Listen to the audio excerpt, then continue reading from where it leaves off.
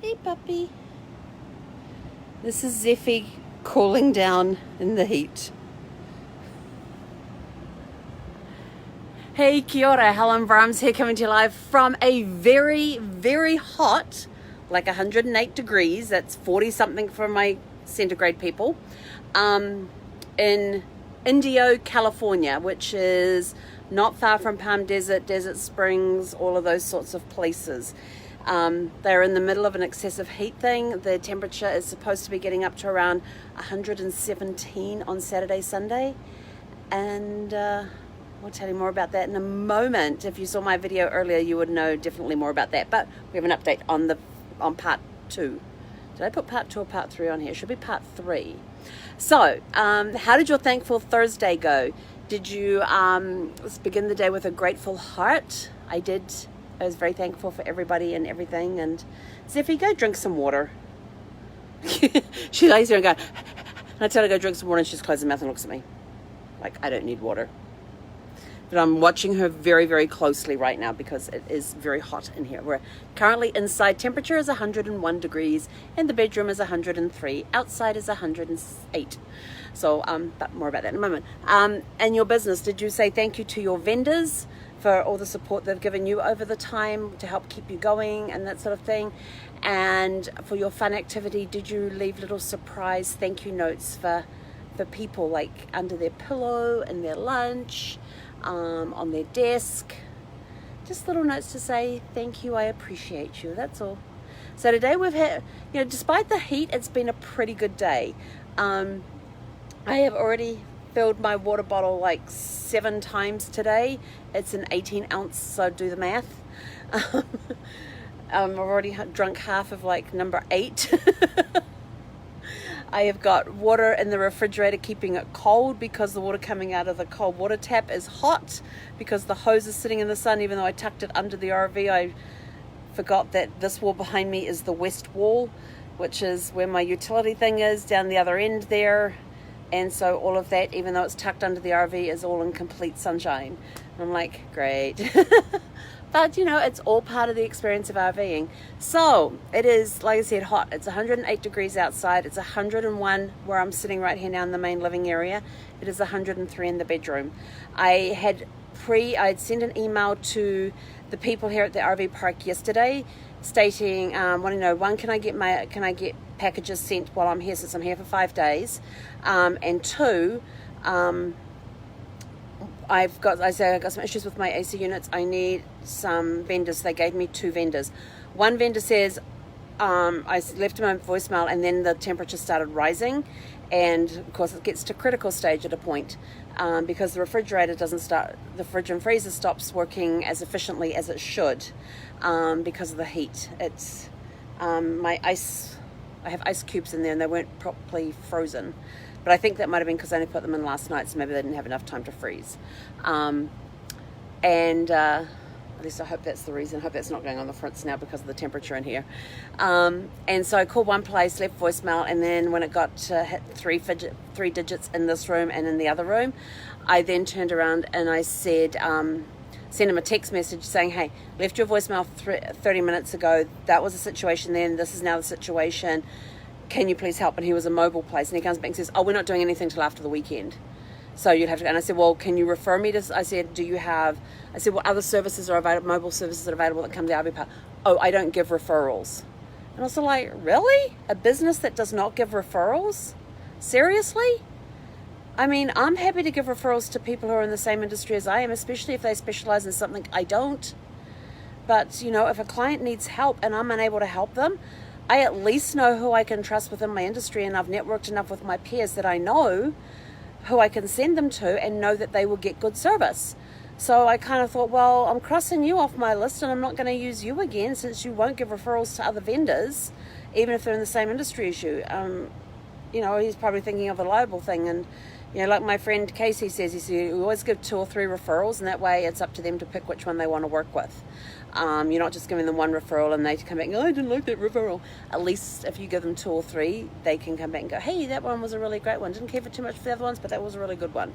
And so then I called the second number, and they are shop service only, and they're backed up for the next 2 weeks, so they wouldn't be able to see me for 2 weeks, even with the emergency situation that I have. But they gave me 2 other numbers to call. So I called the first guy, and he said, and explained to him what the situation was, how we discovered the situation. And I said, I said it was running this morning, and we got it up to, I think it was like 90. I said it was 90 inside by the time we left. I said, as soon as I got here, the first thing I did was plug in. As soon as the feet were down and the slides were out, I ran outside and plugged us in first, then did everything else. I said, but it's slowly been going up, and I told him what the temperatures were, and he goes, well, that doesn't sound good. And so then he was going on about the fact that there is actually a shortage on AC units for RVs as well as parts. And it could take anywhere from 2 to 4 weeks for parts to come in, and even longer, 4 to 6 weeks for a new unit to come in. And I'm like, great. I said, okay, so what if you can? So we agreed that he's going to come out tomorrow.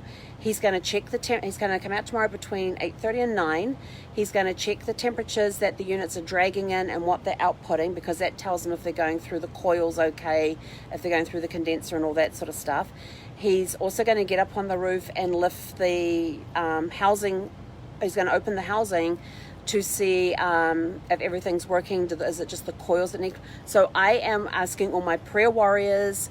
I don't care what religion you are. I really don't. I just want positive thoughts, prayers that all that is wrong with these units is they need a clean. They just need to have the coils clean, and then they will work perfectly. The unit that has given me the most problem was replaced on the 27th of September last year. So it's a brand new unit and should not be having these issues. So that's why I am praying that it is only dirty coils, just coils that need to be cleaned, because we have been through some areas where there's been a lot of dust, and we've been driving on roads where there's been dust blowing around, we've had a lot of wind buffering on the way back.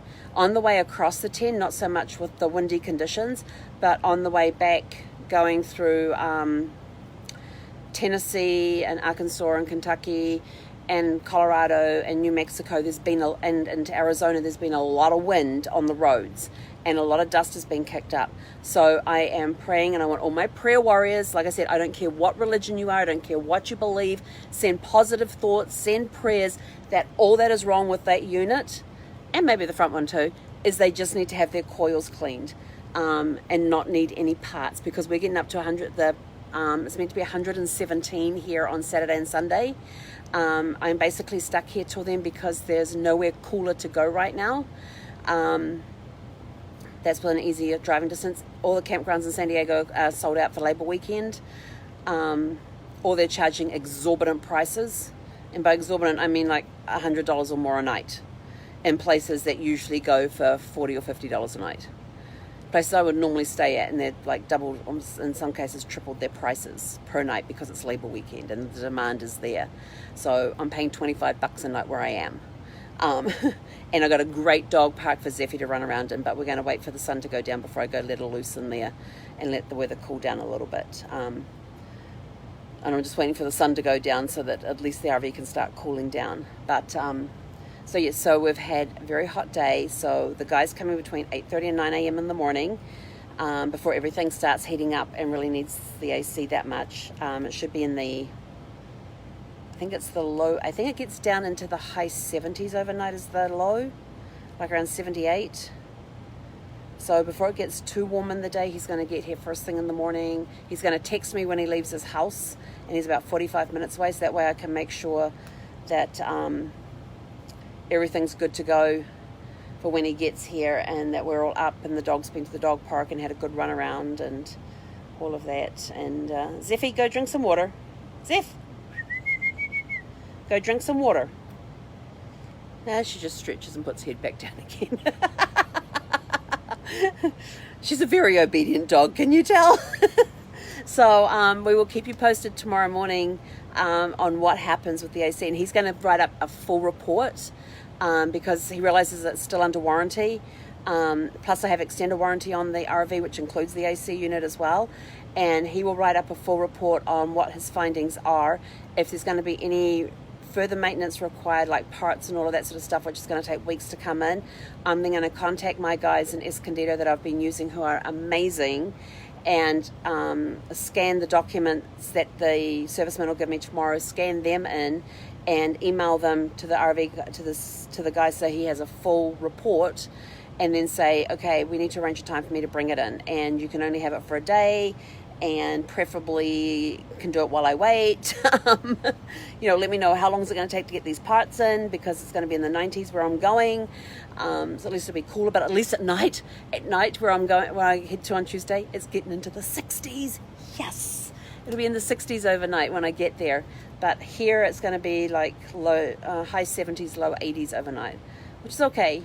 I don't like temperatures that hot, but I just take my little sleeping remedy of peppermint oil, lemon oil, and lavender oil, and it knocks me out. So to the trivia question, in 400 days of doing at least one Facebook Live a day, how many Facebook Lives have I done?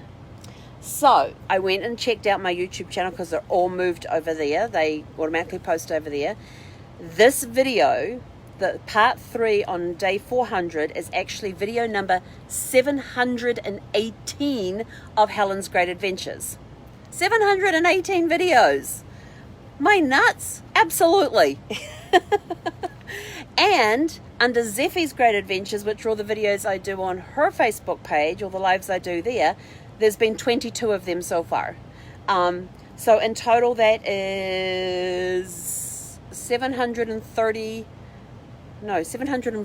videos in 400 days. That's a lot. And then I did one yesterday into the Fleetwood Bounder group. I did a live into there, and I'm not sure if that's the only one I've done in there. I may have done another one. So, I've done 730 video Facebook lives in 400 days. Wow. So, yeah. And we're still going. We're not stopping. We're still going. Because there's so much living out there to do, and I'm going to start changing the tune of the lives to, more about living full-time in an RV, getting out there on the roads, living my dreams,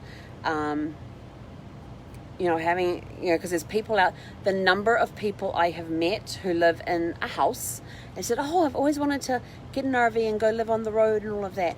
Well, you can. You just got to make the decision. So many people go, oh, one day I'm going to do that. Well, when is one day?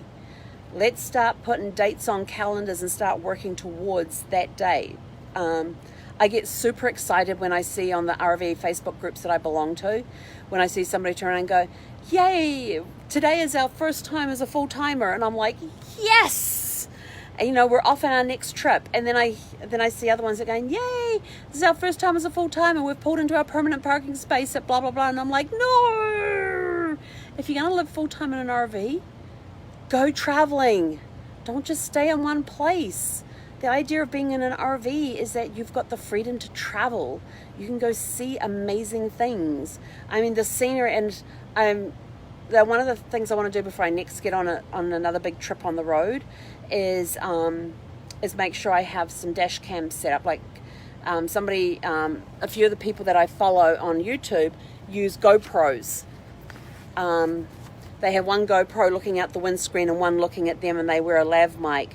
And so they're able to talk into it, and then they do all the splicing and the editing at a later date, later on, like a couple of days later, and post that finished video. So not sure if I'm going to go to that extent, but having a GoPro up front there, so because the scenery out there is incredible. We've been coming across the desert in Arizona and all of that, and the scenery within Arizona itself is just diverse. We've been down hills, we've seen rolling green hills, we've seen mountains, we've seen the deserts, the flat deserts. There's been such a change. I mean, just going along the I-10 from California to Florida, you've got flat deserts, and then you see the flat deserts changing from the boring browns until you start seeing the colors coming in, and then all of a sudden you're seeing more green, and then there's this lush green, and you got mountains, and it's it was the beginning of summer, so it's sort of like those look fantastic in the wintertime with some snow on top, and then you're getting more into the beachy areas, seeing a lot of beach type communities and things like that. I mean, such diverse scenery around here, and to be able to have that freedom to just pull up stakes, get on the road and go. It's an incredible, incredible feeling. I understand there are people out there who still want their sticks and bricks house, which is fine. They're not ones who want to go on the road full time. They just want to go every now and again and go like explore one area. That's fine too.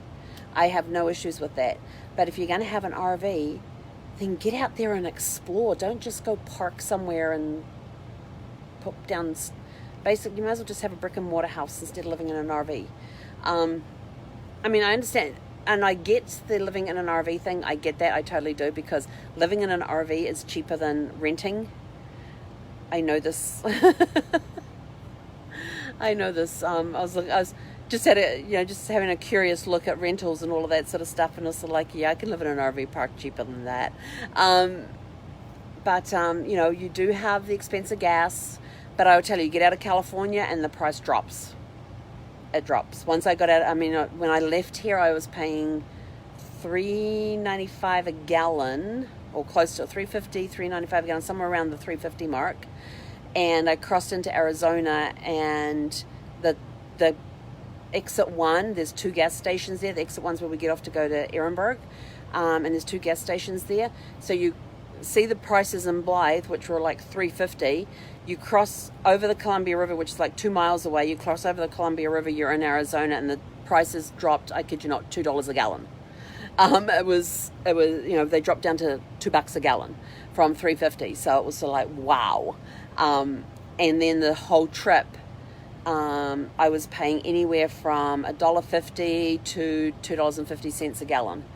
The whole trip, and I get back into California and it's over $3 a gallon, and I'm like, I'm glad I got a full tank when I arrived in California, because now although I'm dreading having to fill up in California before I leave again. So but living on the life, and the people you get to meet along the way are just amazing. RV people, you get in every situation, you always get that one person that you just want to kick them in the butt and say, get a life, or just get out of my face. But most of the people that you meet, like 99% of the people that you meet in RV parks, are really friendly. Even during the whole lockdown thing, the whole COVID thing, we were locked down, and I spent 9 weeks in Florida at one RV park, and you go outside the community center one night and there's people out there line dancing. They've got 10 feet between each person. They've got 3 rows one way, and then I think it was about 7 or 8 people down the thing. There was about 10 feet between each person. And they had a stool set up in the middle with an iPhone, and it was blurring out the music, and they were having a blast. And there were a lot of people standing socially distant around, watching them and cheering them on and clapping and all that sort of stuff. It was this was just a lot of fun. And I think I can count on one hand the number of people I saw wearing masks when I was in Florida at the campground. And in the campgrounds, that's just it's an unwritten rule, although they do write it in the campground rules, that you don't walk across somebody else's site. Be respectful of their space. So your site becomes your property while you're there, so people don't step on your site without your permission. So they stand in the road. You can sit under your awning in your outdoor chairs and chatter with these people, and they'll stand on the road with no problem at all. And you got about 20, 30, anywhere from 10 to 30 feet that you're having this conversation across. So social distancing in an RV park is really, really easy to do. Even when you go to the dog parks, you don't stand next to each other. You stand, like me, I always stand somewhere near the middle, because Zeffie won't go racing around, because she likes to run circles around me. And she always likes to come running over to check, and she'll stay in whatever area I am. So if I'm in the middle of the park, she will stay towards the middle of the park and do her circles around me with no problem at all, and do her running backwards and forwards, but she always comes back to the middle to check on me. If I go stand, and I found this, if I go stand near a fence, she stays near the fence and doesn't go running off as much as she normally does. So whenever I have a conversation with anybody in the dog park, I'm standing in the middle of the dog park. And they're off up against the fences or whatever, and Zeffie's just zipping around. And if another dog comes in and she can engage in them, they're chasing each other around the dog park, and I'm standing in the middle. If I go near the edge, Zeffie will come over near the edge and run out of space to run into. Run out of space to run. So, so the living the life in the RV. So we're going to be changing the tune of the Great Adventures, because I realize I've been on this Great Adventure, but I haven't been telling you much about RV life. So we're going to start doing a little more of that. So if you have questions about the RV life, things you would like to know about living in an RV, please send me a private message or put them in the comments below, and we'll start answering those. That's it from me for episode 718 of Helen's Great Adventures, 730 in total over 400 days of Facebook Lives. So we will catch you guys tomorrow and give you an update on what's going on with my AC units. I'm actually feeling a little cooler air coming down now, so hopefully the sun is losing its intensity. Although at 4:30, we'll see. We shall see. But have a super fantastic sparkling evening, and we will catch you guys tomorrow for... What's tomorrow? Tomorrow's, let's see, Thankful Thursday. Fun Friday tomorrow. Fun Friday. So tomorrow's going to be a fun day. So remember, prayers, positive thoughts, whatever it is, whatever religious, I don't care what religion you believe in or anything else, just send out into the universe via prayer, positive thoughts, meditation, whatever, that the only thing wrong with my AC units is that the coils need cleaning. That is my prayer for this evening, is that the coils just need to be cleaned on the AC units, and then they're going to run smoothly. So please send those good positive thoughts into the universe. Pray those thoughts that all I need doing on the RV unit, the AC units, is just to have their coils cleaned so they will run efficiently and they will run correctly, and we can have a nice cool weekend instead of sweltering in 117 degrees inside a tin box. Have a super fantastic sparkling evening. We'll catch you guys tomorrow. Hei konera.